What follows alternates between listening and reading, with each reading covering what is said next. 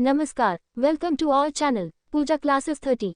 अगर आपको हमारा कंटेंट पसंद आता है तो प्लीज़ हमारे चैनल को लाइक शेयर एंड सब्सक्राइब जरूर करें और बेल आइकन को प्रेस कर लें ताकि आपको हमारा अगला नोटिफिकेशन जल्दी मिल जाए। आपका पहला प्रश्न है, किस देश ने चीन की बेल्ट और रोड परियोजना से अलग होने की घोषणा की है? आंसर, फिलीपींस ने चीन की बेल्ट और रोड परियोजना BRI से बाहर निकलने की घोषणा की है। फिलीपाइन सरकार ने भी BRI की सभी परियोजनाओं को समाप्त कर दिया है और परियोजना से जुड़े कार्य जापान और पश्चिमी देशों को सौंपने का निर्णय लिया है। आपका दूसरा प्रश्न है, हुरुन इंडिया परोपकार सूची 2023 में शीर्ष स्थान पर कौन है?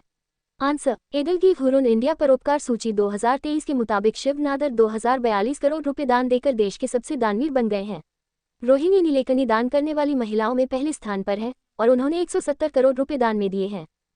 आपका तीसरा प्रश्न है, भारत में किस देश के साथ प्रवासन साझेदारी समझौते पर हस्ताक्षर किए? आंसर, 3 नवंबर को विदेश मंत्री एस जयशंकर ने इटली में अपने समकक्ष एंटोनियो ताजानी के साथ श्रमिकों, छात्रों तथा पेशेवरों की निर्बाध आवाजाही सुनिश्चित करने के लिए आवाजाही व प्रवासन साझेदारी समझौते पर हस्ताक्षर किए। आपका चौथा प्रश्न है, 2028 में होने वाले ओलंपिक में किन खेलों को शामिल किया गया है? आंसर, इंटरनेशनल ओलंपिक कमेटी ने 2028 में अमेरिका के लॉस एंजलिस में होने वाले ओलंपिक गेम्स में क्रिकेट को आधिकारिक तौर पर शामिल करने का फैसला किया है।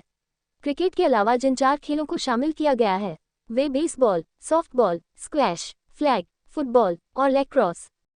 आपका पांचवा प्रश्न है, किस देश ने पद्या ब्रिज रेल लिंक परियोजना का उद्घाटन किया? आंसर, बांग्लादेश की प्रधानमंत्री शेख हसीना ने 10 अक्टूबर 2023 को 82 किलोमीटर लंबे रेल लिंक पद्मा ब्रिज का उद्घाटन किया, जो चीन belt and road initiative BRI के तहत निर्मित देश की सबसे बड़ी बुनियादी ढांचा परियोजना है। आपका छठा प्रश्न है, लुईस ग्लक जिनका हाल ही में निधन हुआ किस क्षेत्र से जुड़ी थी? आंसर, नोबेल पुरस्कार विजेता और अमेरिका की प्रसिद्ध कवयित्री लुईस ग्लक का हाल ही में निधन हो गया। लुईस ग्लक को वर्ष 2020 में साहित्य के नोबेल पुरस्कार से सम्मानित किया गया था। ग्लक का वर्ष 1968 में पहली बार फर्स्टबोर्न नामक कविता संग्रह प्रकाशित हुआ था। ग्लक को वर्ष 1993 में वाइल्ड आयरिस के लिए पुलित्जर पुरस्कार मिला, जो कविताओं की एक पुस्तक थी। आपका सातवां प्रश्न है, अंडर 20 विश्व जूनियर रैपिड शतरंज चैंपियन 2023 का खिताब किसने जीता? आंसर, भारत के ग्रैंड मास्टर 17 वर्षीय रौनक साधवानी ने इटली में दमदार प्रदर्शन करते हुए अंडर 20 विश्व जूनियर रैपिड शतरंज चैंपियन का खिताब अपने नाम किया। नागपुर के रौनक ने 1-1 राउंड में 8.5 अंक के साथ ट्रॉफी जीती। लड़कियों के वर्ग में अजरबैजान की गोवार बेहदुल्लेवा विजयी रही।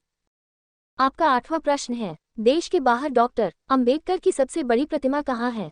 आंसर, अमेरिका के वाशिंगटन में भारत के संविधान निर्माता डॉक्टर भीमराव अंबेडकर की 19 फीट की मूर्ति का अनावरण किया गया है। ये देश से बाहर उनकी सबसे बड़ी प्रतिमा है।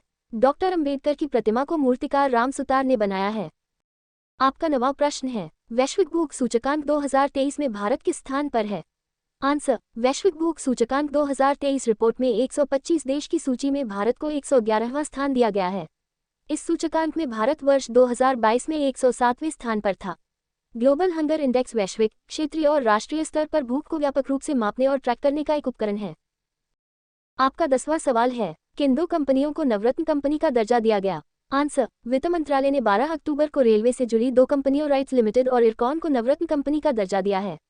इरकॉन भारतीय रेलवे के निर्माण कार्यों का संचालन करती है, वहीं राइट्स लिमिटेड भारत में परिवहन इंफ्रास्ट्रक्चर और इंजीनियरिंग फर्म है। Thank you for watching my channel. Please like, comment, share and subscribe.